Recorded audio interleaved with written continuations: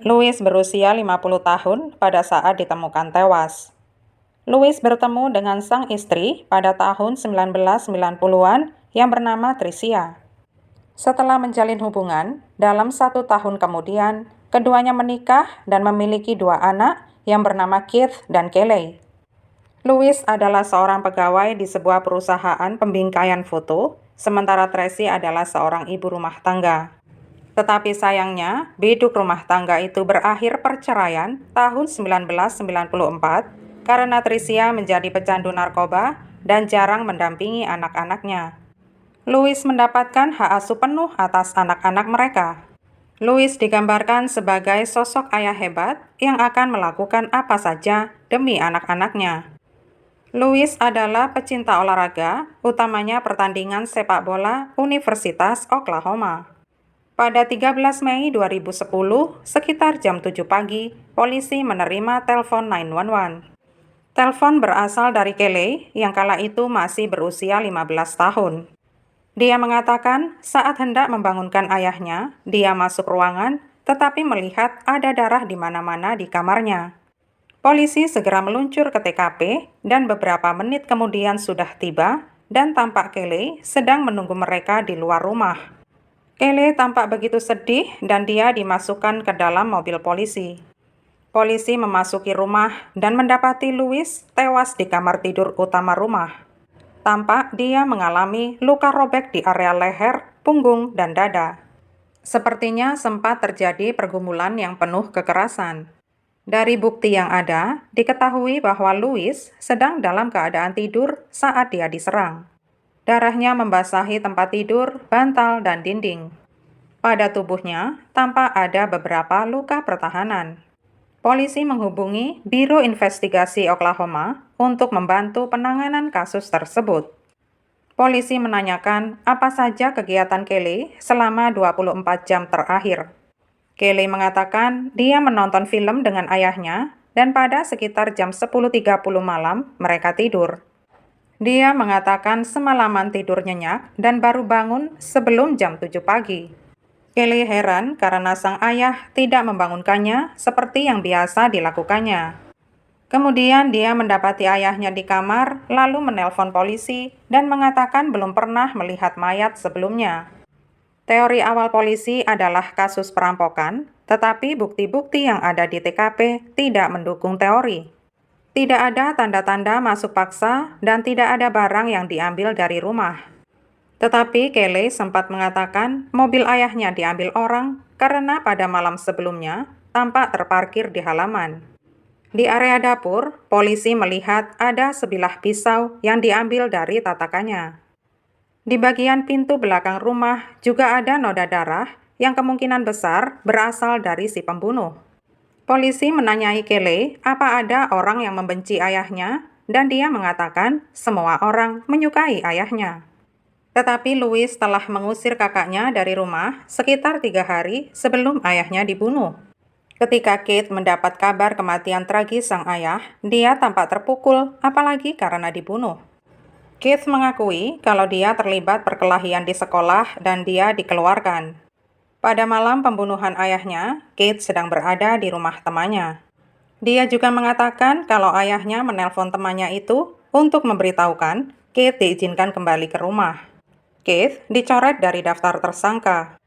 Keith menceritakan sejarah kedua orang tuanya. Ibunya pernah bermasalah dengan hukum sebelumnya karena kecanduan narkoba. Tiba-tiba, Tricia muncul di kantor polisi saat polisi mencoba menelponnya. Tricia dapat membuktikan kalau dirinya berada sekitar 1 jam lebih perjalanan pada saat pembunuhan terjadi. Tricia juga memberikan persetujuannya saat polisi hendak menginterview Kelly lagi. Tetapi dari Kelly, polisi tidak mendapatkan informasi yang berguna.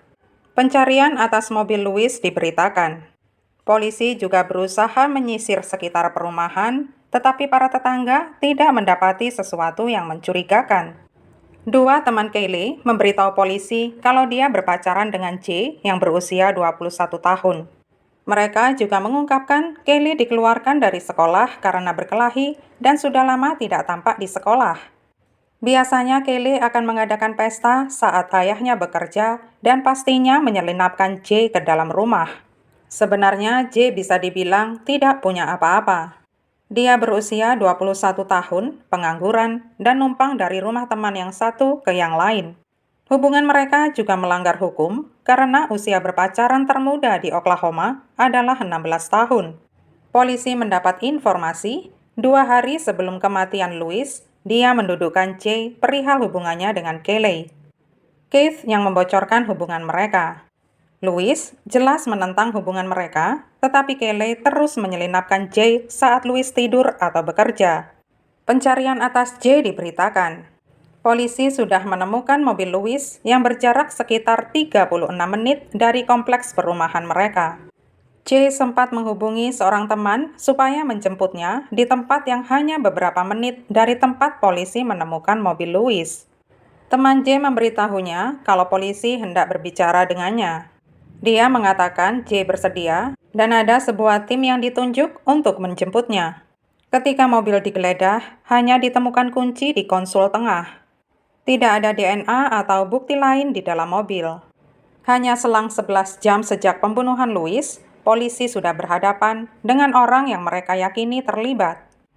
J menyampaikan banyak versi kepada polisi, termasuk tentang pembelaan diri dan tujuannya adalah merampok Louis. Polisi hanya memberitahu dia kalau semua ceritanya tidak cocok dengan bukti. J akhirnya mengaku menyelinap ke dalam rumah sekitar jam 3 pagi. Kelly menunjukkan kepadanya tempat pisau.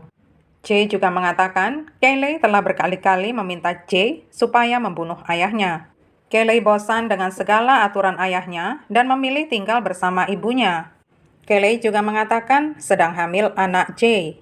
J pun bersepakat untuk membunuh Louis yang tidak mengizinkan mereka bersama. Setelah menghabisi Louis, Kelly menunjukkan letak kunci mobil ayahnya. J mengemudikan mobil ke Valley Brook, membuangnya, lalu menelpon Kelly agar menjemputnya. Kelly mengatakan ibunya akan menjemput J, tetapi baik Kelly maupun ibunya tidak datang. J mengatakan dia telah membuang pisau pembunuhan saat dia mengemudi di tol. J didakwa dengan pembunuhan tingkat pertama dan ada surat perintah penangkapan atas Kelly. Dia ditangkap di luar restoran tempatnya makan bersama ibunya, dan dia juga didakwa dengan pembunuhan tingkat pertama. Polisi memeriksa catatan telepon Kelly. Dia mengklaim sedang tidur saat ayahnya diserang. Tetapi, Kelly melakukan sambungan telepon pada pukul 3.30 pagi setelah pembunuhan terjadi. Dia juga menelpon J jam 6.59 pagi dan memberitahukan kalau dia hendak menelpon polisi. Kelly berada di rumah dengan mayat ayahnya selama 4 jam. Polisi mendapati diari Kelly dan di dalamnya tertulis betapa dia membenci ayahnya. Polisi juga mengetahui kalau Kelly sebenarnya tidak hamil. Pada Juli 2010, J mengaku bersalah atas pembunuhan tingkat pertama dan pencurian mobil. Dia dijatuhi hukuman seumur hidup dan pembebasan bersyaratnya jatuh pada 2077. Pada Mei 2011, J bersaksi di persidangan Kelly. Pada 17 Mei 2011, Kelly dinyatakan bersalah atas pembunuhan tingkat pertama dan dijatuhi hukuman seumur hidup dengan pembebasan bersyarat pada 2056.